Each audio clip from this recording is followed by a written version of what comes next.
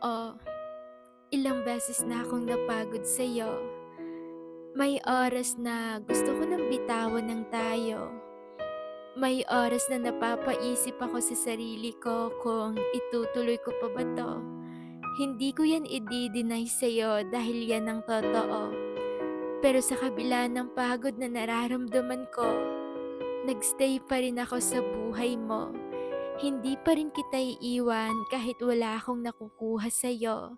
Kasi hindi basihan na napagod ako para lang iwan ka.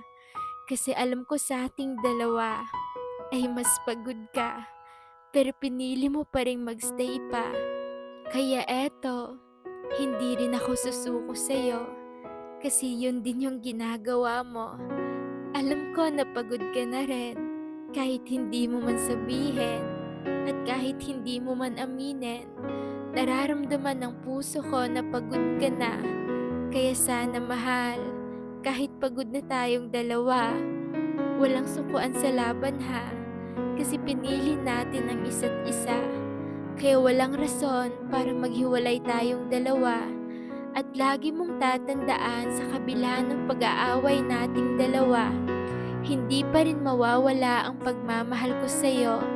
Lagi mong tatandaan ito, nag-aaway lang tayo at maaring mapapagod ako, pero hindi ako susuko sa'yo kasi ikaw lang ang mahal ko at hindi na yun magbabago.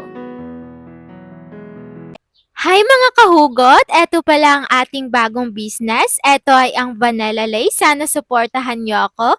For only 200 pesos kahugot. Very affordable price. And most especially kahugot, sobrang bango talaga niya. I swear, proven and tested ko siya. Kasi nung gumising ako sa umaga, hindi talaga nawawala yung amoy niya. Hindi siya nawawala ng ganun-ganun lang kadali. So ano pa yung hinihintay nyo? I-check out nyo na yan. Nandun